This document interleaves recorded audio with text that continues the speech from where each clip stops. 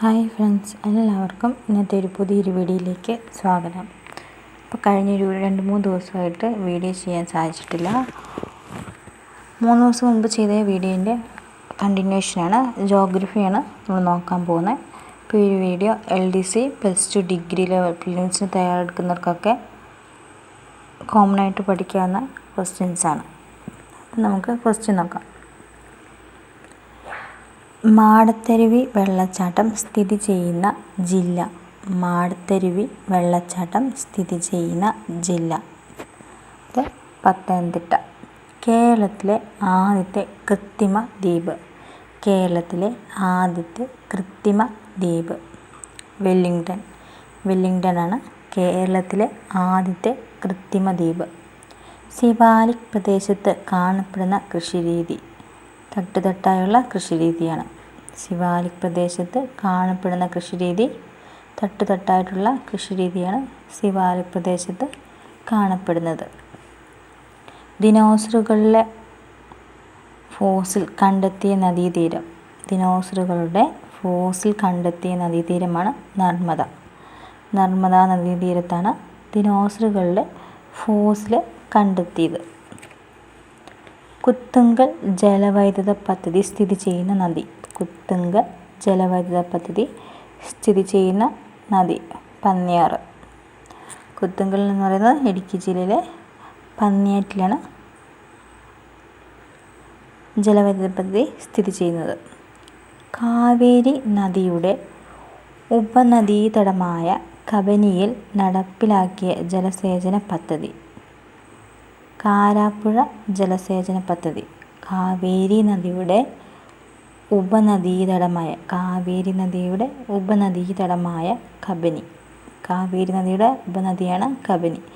കബനിയിൽ നടപ്പിലാക്കിയ ജലസേചന പദ്ധതിയാണ് കാരാപ്പുഴ ജലസേചന പദ്ധതി. കാരാപ്പുഴ ജലസേചന പദ്ധതി.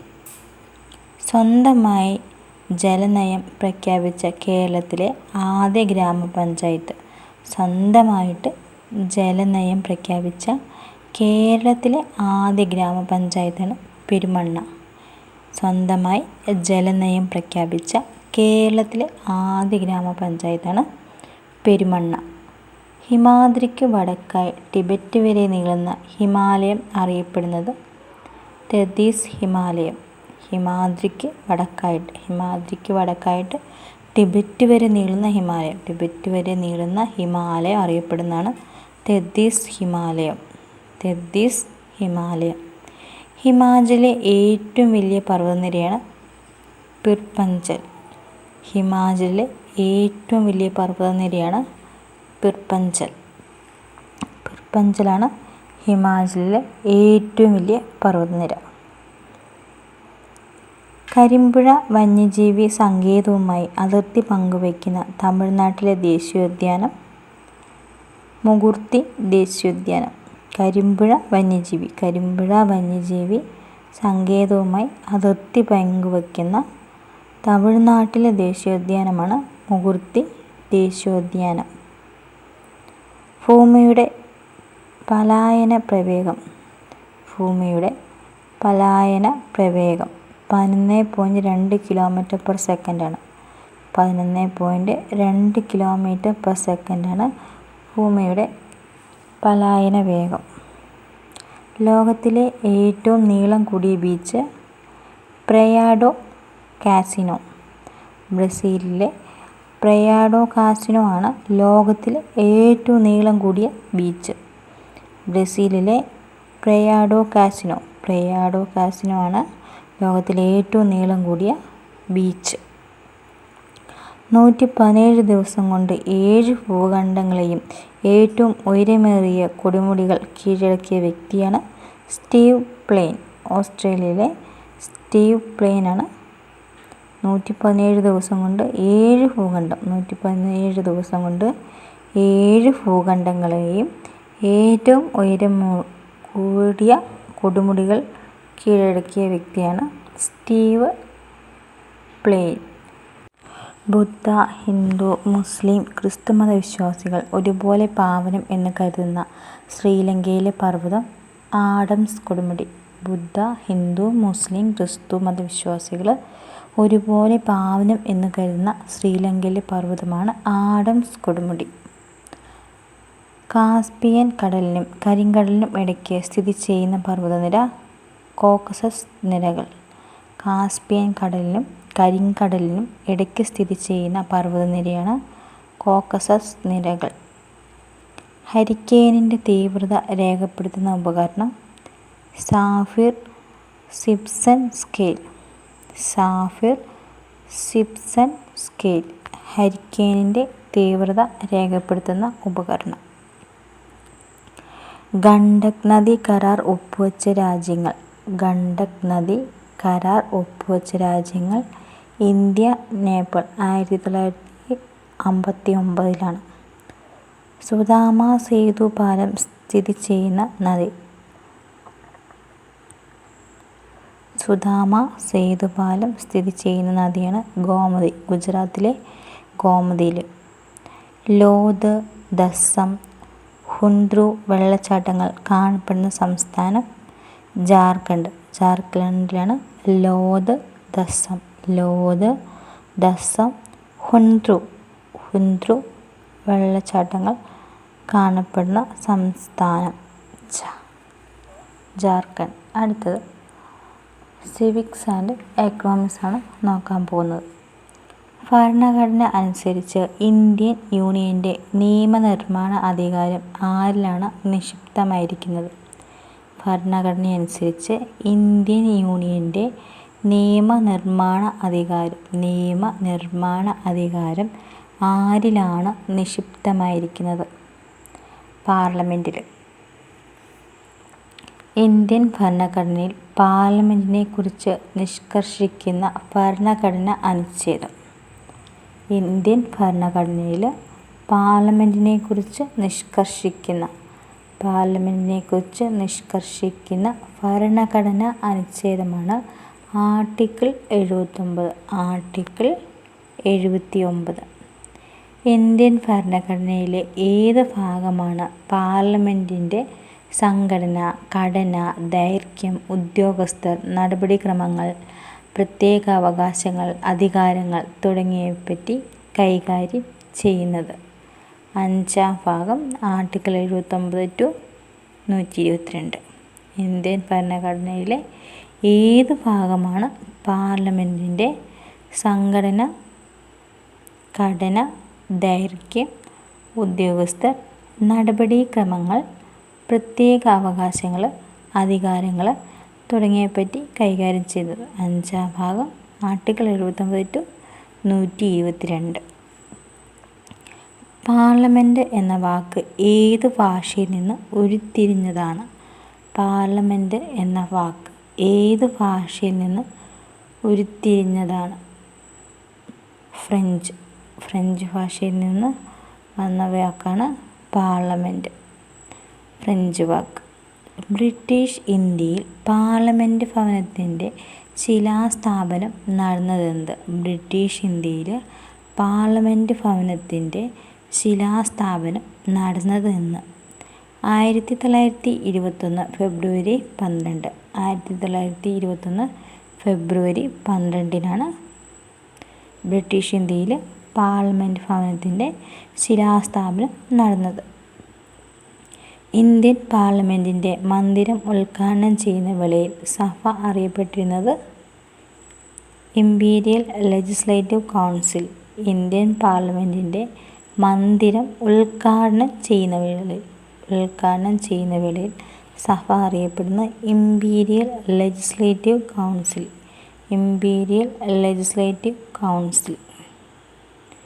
ഇന്ത്യൻ പാർലമെൻറ്റ് ഭവനത്തെ വിളിക്കുന്ന മറ്റൊരു പേരാണ് സൻസദ് ഭവൻ എന്നാണ് ഇന്ത്യൻ പാർലമെൻറ്റ് ഭവനത്തെ വിളിക്കുന്ന മറ്റൊരു പേര്, സൻസദ് ഭവൻ.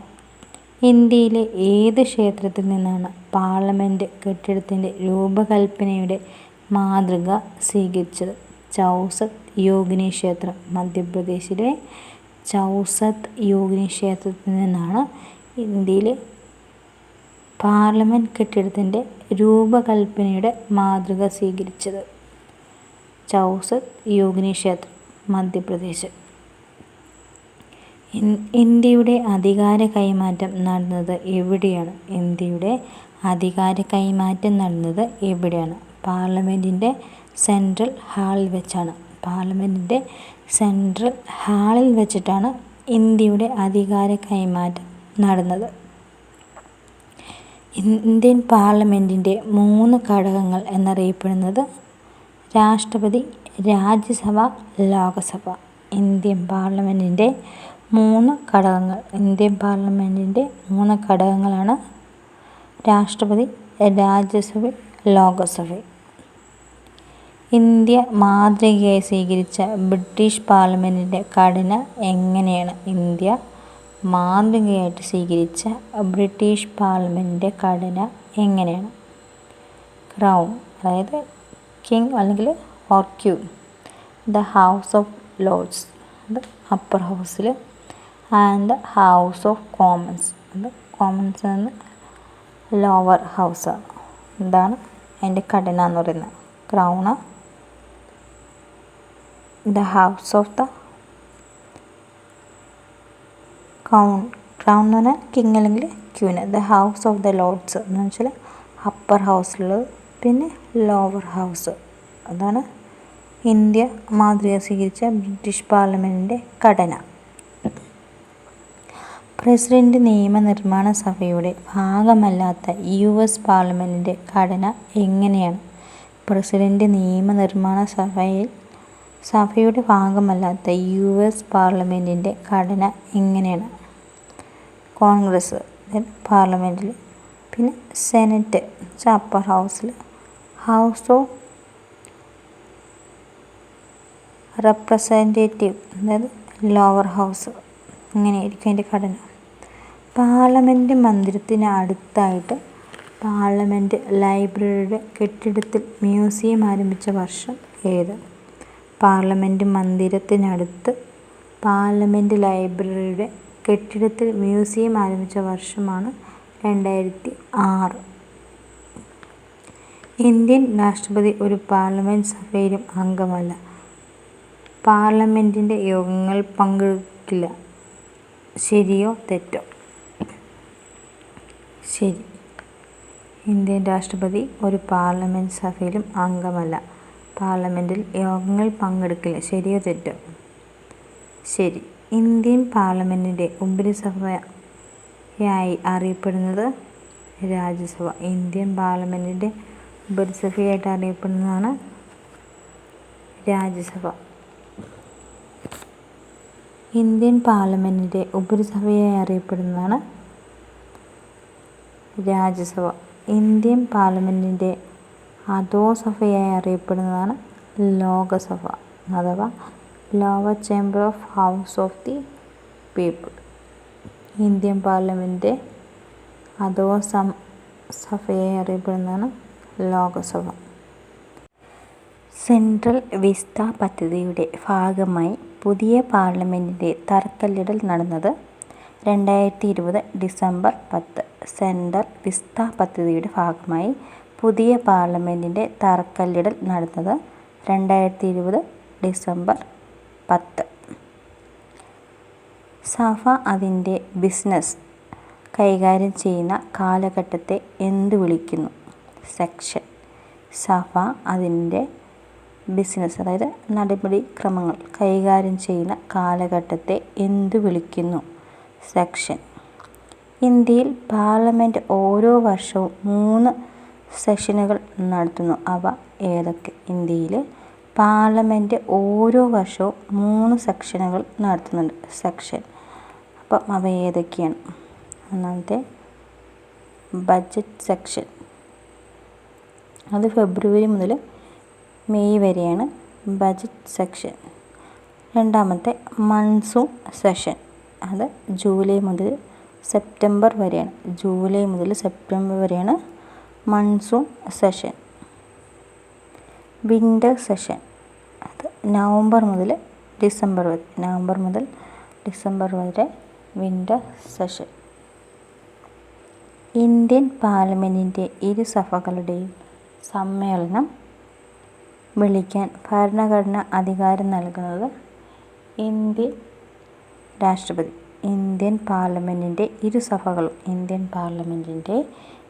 സഭകളുടെയും സമ്മേളനം വിളിക്കാൻ ഭരണഘടന അധികാരം നൽകുന്നതാണ് ഇന്ത്യൻ രാഷ്ട്രപതി.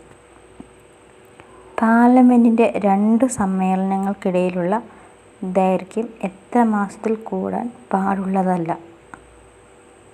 പാർലമെൻറ്റിൻ്റെ 2 സമ്മേളനങ്ങൾക്കിടയിലുള്ള ദൈർഘ്യം എത്ര മാസത്തിൽ കൂടാൻ പാടുള്ളതല്ല. 6 മാസം. 6 മാസത്തിലാണ് പാർലമെൻറ്റിൻ്റെ 2 സമ്മേളനങ്ങൾക്കിടയിലുള്ള ദൈർഘ്യം. 6 മാസത്തിൽ കൂടാൻ പാടുള്ളതല്ല. ഇന്ത്യൻ പാർലമെൻറ്റ് മന്ദിരം ഉദ്ഘാടനം ചെയ്ത ദിവസം. 1927 ജനുവരി 18. 1927 ജനുവരി 18-നാണ് ഇന്ത്യൻ പാർലമെൻറ്റ് മന്ദിരം ഉദ്ഘാടനം ചെയ്തത്. പാർലമെൻറ്റ് വർഷത്തിൽ എത്ര തവണ യോഗം ചേരണമെന്ന് നിഷ്കർഷിക്കുന്നു. പാർലമെൻറ്റ് വർഷത്തിൽ എത്ര തവണ യോഗം ചേരണമെന്നാണ് നിഷ്കർഷിക്കുന്നത്? 2 തവണ. ഇന്ത്യയിൽ നാണയ സ്ഥിരത ഉറപ്പുവരുത്തുകയും രാജ്യത്തിൻ്റെ കറൻസി ക്രെഡിറ്റ് സമ്പ്രദായത്തിൻ്റെ നേട്ടത്തിനായി പ്രവർത്തിക്കുകയും ബാങ്ക് നോട്ടുകളുടെ ഇഷ്യൂ നിയന്ത്രിക്കുകയും കരുതൽ ധനം സൂക്ഷിക്കുകയും ചെയ്യുന്നത് ആരാണ്? റിസർവ് ബാങ്ക് ഓഫ് ഇന്ത്യയാണ് ഇന്ത്യയിൽ നാണയസ്ഥിരത ഉറപ്പുവരുത്തുകയും രാജ്യത്തിൻ്റെ കറൻസി ക്രെഡിറ്റ് സമ്പ്രദായത്തിൻ്റെ നേട്ടത്തിനായിട്ട് പ്രവർത്തിക്കുകയൊക്കെ ചെയ്യുകയും ബാങ്ക് നോട്ടുകളിൽ ഇഷ്യൂ നിയന്ത്രിക്കുകയും കരുതൽ ധനം സൂക്ഷിക്കുകയും ചെയ്യുന്നതാണ് റിസർവ് ബാങ്ക് ഓഫ് ഇന്ത്യ എന്ന് പറയുന്നത്. ഭാരതീയ റിസർവ് ബാങ്ക് നിലവിൽ വന്നത്. Reserve Bank of India act പ്രകാരം 1934 1935 ഏപ്രിൽ 1-നാണ്. 1934 ആക്ട് പ്രകാരം 1935 ഏപ്രിൽ 1-നാണ്. റിസർവ് ബാങ്കിൻ്റെ സെൻട്രൽ ഓഫീസ് തുടക്കത്തിൽ കൊൽക്കത്തയിൽ സ്ഥാപിതമായെങ്കിലും ഏത് വർഷം ആസ്ഥാനം മുംബൈയിലേക്ക് മാറ്റി? റിസർവ് ബാങ്കിൻ്റെ സെൻട്രൽ ഓഫീസ് തുടക്കത്തിൽ കൊൽക്കത്തയിൽ സ്ഥാപിതമായെങ്കിലും ഏത് വർഷം ആസ്ഥാനം മുംബൈയിലേക്ക് മാറ്റി? 1937-ലാണ്. റിസർവ് ബാങ്കിൻ്റെ സെൻട്രൽ ഓഫീസ് തുടക്കത്തിൽ കൊൽക്കത്തയിൽ സ്ഥാപിതമായെങ്കിലും ഏത് വർഷമാണ് ആസ്ഥാനം മുംബൈയിലേക്ക് മാറ്റിയത്? 1937. ഇന്ത്യയിലെ കേന്ദ്ര ബാങ്കായി അറിയപ്പെടുന്നതാണ് Reserve Bank of India. Bankers bank എന്നറിയപ്പെടുന്നതും റിസർവ് ബാങ്ക് ഓഫ് ഇന്ത്യയാണ്. ഇന്ത്യയിലെ കേന്ദ്ര ബാങ്ക് എന്നറിയപ്പെടുന്നതും റിസർവ് ബാങ്ക് ഓഫ് ഇന്ത്യയാണ്. അതേപോലെ തന്നെ ബാങ്കേഴ്സ് ബാങ്ക് എന്നറിയപ്പെടുന്നു റിസർവ് ബാങ്ക് ഓഫ് ഇന്ത്യയാണ്. ഈ 2 ക്വസ്റ്റ്യനും പരീക്ഷയ്ക്ക് ചോദിക്കാറുള്ളൊരു ക്വസ്റ്റ്യൻ കൂടിയാണ്. രാജ്യാന്തര നാണയനിധിയിൽ ഇന്ത്യയെ പ്രതിനിധീകരിക്കുന്നതും കറൻസിയുടെ വിനിമയ മൂല്യം സൂക്ഷിക്കുന്നതും ആരാണ്? റിസർവ് ബാങ്ക് ഓഫ് ഇന്ത്യയാണ്. അതും രാജ്യാന്തര നാണയനിധിയിൽ ഇന്ത്യയെ പ്രതിനിധീകരിക്കുന്നതും കറൻസിയുടെ വിനിമയ മൂല്യം സൂക്ഷിക്കുന്നതും റിസർവ് ബാങ്ക് ഓഫ് ഇന്ത്യ തന്നെയാണ്. റിസർവ് ബാങ്കിൻ്റെ ആദ്യ ഗവർണർ ആരായിരുന്നു? ഓസ്ബോൺ സ്മിത്താണ് റിസർവ് ബാങ്കിൻ്റെ ആദ്യ ഗവർണർ.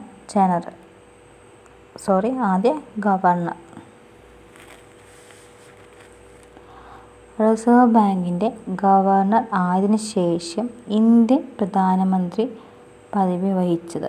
റിസർവ് ബാങ്കിൻ്റെ ഗവർണറായതിനു ശേഷം ഇന്ത്യൻ പ്രധാനമന്ത്രി പദവി വഹിച്ചത് മൻമോഹൻ സിംഗാണ്. റിസർവ് ബാങ്കിൻ്റെ ഗവർണറായതിനു ശേഷമാണ് ഇന്ത്യൻ പ്രധാനമന്ത്രി പദവി വഹിച്ചത്. നിലവിൽ റിസർവ് ബാങ്ക് ഗവർണറായി പ്രവർത്തിക്കുന്നത്? ശക്തികാന്ത ദാസാണ് നിലവിൽ റിസർവ് ബാങ്ക് ഗവർണറായിട്ട് പ്രവർത്തിക്കുന്നത്. Shaktikanta Das. Reserve bank act അനുസരിച്ച് റിസർവ് ബാങ്കിൻ്റെ കാര്യങ്ങൾ നിയന്ത്രിക്കുന്നത് ആരാണ്? റിസർവ് ബാങ്ക് ആക്ട് അനുസരിച്ച് റിസർവ് ബാങ്കിൻ്റെ കാര്യങ്ങൾ നിയന്ത്രിക്കുന്നത് ആരാണ്? കേന്ദ്ര ഡയറക്ടർ ബോർഡ്.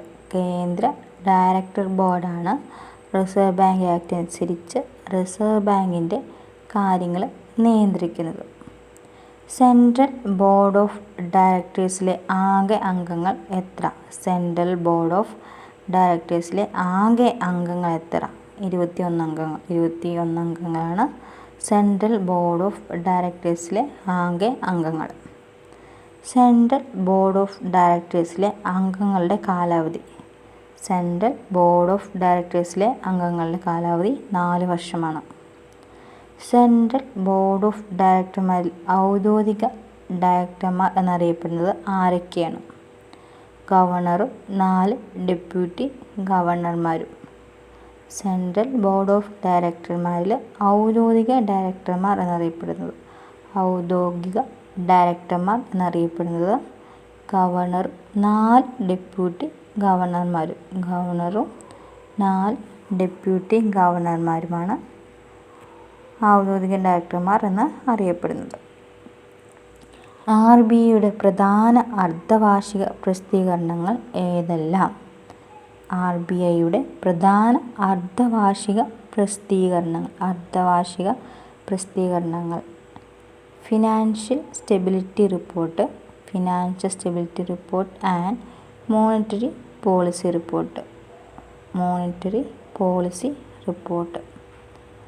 RBIക്ക് കീഴിൽ പ്രത്യേക എൻഫോഴ്സ്മെൻറ്റ് വിഭാഗം പ്രവർത്തനമാരംഭിച്ച വർഷമാണ് 2017. RBIക്ക് കീഴിൽ പ്രത്യേക എൻഫോഴ്സ്മെൻറ്റ് വിഭാഗം പ്രവർത്തനമാരംഭിച്ച വർഷമാണ് 2017. 2017 RBIക്ക് കീഴിൽ പ്രത്യേക എൻഫോഴ്സ്മെൻറ്റ് വിഭാഗം പ്രവർത്തനമാരംഭിച്ചത്.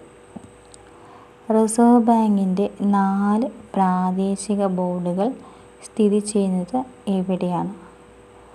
റിസർവ് ബാങ്കിൻ്റെ 4 പ്രാദേശിക ബോർഡുകൾ സ്ഥിതി ചെയ്യുന്നത് എവിടെയാണ്?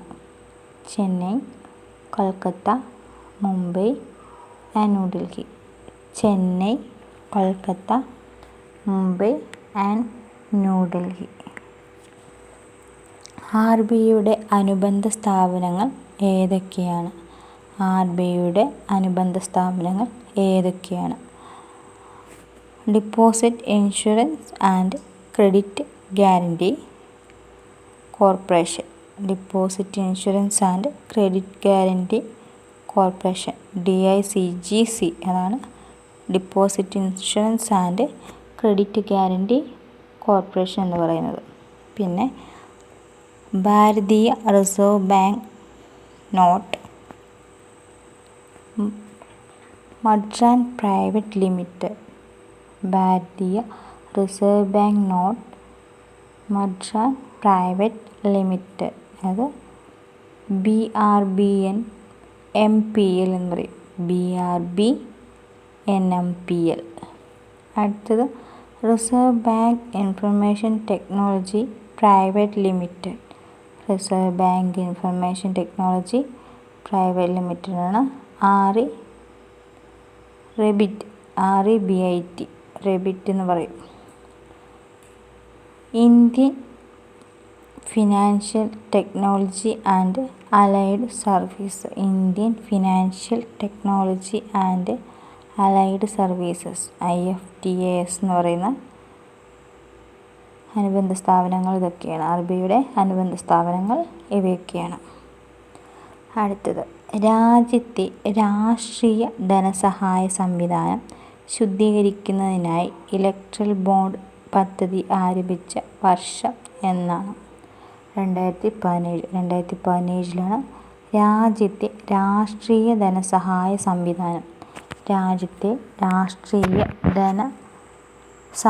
സംവിധാനം ശുദ്ധീകരിക്കുന്നതിനായി ഇലക്ട്രൽ ബോണ്ട് പദ്ധതി ആരംഭിച്ച വർഷമാണ് 2017.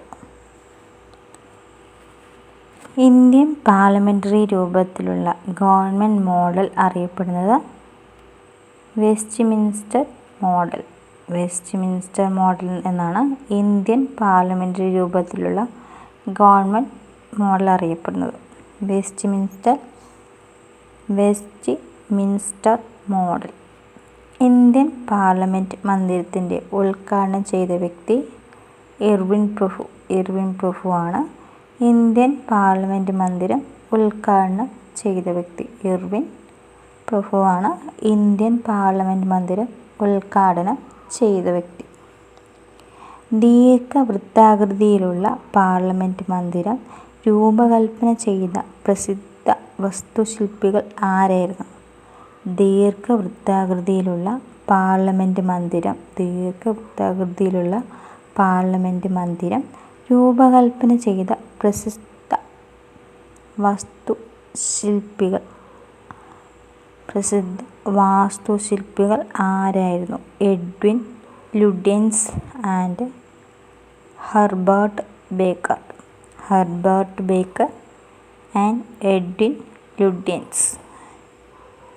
ഏത് വർഷമാണ് കൗൺസിൽ ഓഫ് സ്റ്റേറ്റ്സും ഹൗസ് ഓഫ് പീപ്പിളും യഥാക്രമം രാജ്യസഭ, ലോകസഭ എന്നീ പേരുകൾ സ്വീകരിച്ചത്? 1954 കൗൺസിൽ ഓഫ് സ്റ്റേറ്റ്സും ഹൗസ് ഓഫ് പീപ്പിൾസും യഥാക്രമം രാജ്യസഭ, ലോകസഭ എന്നീ പേരുകൾ സ്വീകരിച്ചു. 1954. പുതിയ പാർലമെൻറ്റ് രൂപീകരണം, പ്രധാനമന്ത്രിക്ക് പുതിയ ഓഫീസ്, രാജ്പഥ് നവീകരണം തുടങ്ങിയവയ്ക്കായി കേന്ദ്ര സർക്കാർ ആരംഭിച്ച പദ്ധതിയാണ് സെൻട്രൽ വിസ്ത പദ്ധതി. എന്ന് വെച്ചാൽ പുതിയ പാർലമെൻറ്റ് രൂപീകരണം, പ്രധാനമന്ത്രിക്ക് പുതിയ ഓഫീസ്, പുതിയ പാർലമെൻറ്റ് രൂപീകരണവും പ്രധാനമന്ത്രിക്ക് പുതിയ ഓഫീസ്, രാജ്പഥ് നവീകരണം തുടങ്ങിയവയ്ക്കായി കേന്ദ്ര സർക്കാർ ആരംഭിച്ച പദ്ധതിയാണ് സെൻട്രൽ വിസ്ത പദ്ധതി. സെൻട്രൽ വിസ്ത പദ്ധതിയുടെ നിർമ്മാണ കരാർ ലഭിച്ചത് ടാറ്റ പ്രോജക്റ്റ് ലിമിറ്റഡ്. അത് 861.90 കോടി രൂപയാണ്. അത് ടാറ്റ പ്രോജക്റ്റ് ലിമിറ്റഡാണ് ഈ ഒരു പദ്ധതി കരാർ ലഭിച്ചിരിക്കുന്നത്. ടാറ്റ പ്രോജക്റ്റ് ലിമിറ്റഡിനാണ്. ഏത് കമ്മീഷൻ്റെ ശുപാർശകളാണ് റിസർവ് ബാങ്കിൻ്റെ രൂപീകരണത്തിന് കാരണമായത്? ഏത് കമ്മീഷൻ്റെ ശുപാർശകളാണ് റിസർവ് ബാങ്കിൻ്റെ രൂപീകരണത്തിന് കാരണമായത്? 1926 Hilton young commission. 1926 Hilton young commission. സ്വതന്ത്ര ഇന്ത്യയിൽ റിസർവ് ബാങ്ക് ദേശസാൽക്കരിച്ച തീയതി 1949 ജനുവരി 1. സ്വതന്ത്ര ഇന്ത്യയിൽ റിസർവ് ബാങ്ക് ദേശസാൽക്കരിച്ച തീയതിയാണ് 1949 ജനുവരി 1. റിസർവ് ബാങ്കിൻ്റെ ഇന്ത്യക്കാരനായ ആദ്യ ഗവർണറാണ് C.D. ദേശ്മുഖാണ് റിസർവ് ബാങ്കിൻ്റെ ഇന്ത്യക്കാരനായ ആദ്യ ഗവർണർ. റിസർവ് ബാങ്കിൻ്റെ ഇന്ത്യക്കാരനായ ആദ്യ ഗവർണറാണ് C.D. ദേശ്മുഖ്. റിസർവ് ബാങ്കിൻ്റെ സ്ഥാപിത മൂലധനം എത്ര രൂപയായിരുന്നു? റിസർവ് ബാങ്കിൻ്റെ സ്ഥാപിത മൂലധനം എത്ര രൂപയായിരുന്നു? 5 കോടി രൂപ. 5 കോടി രൂപയാണ് റിസർവ് ബാങ്കിൻ്റെ സ്ഥാപിത മൂലധനം.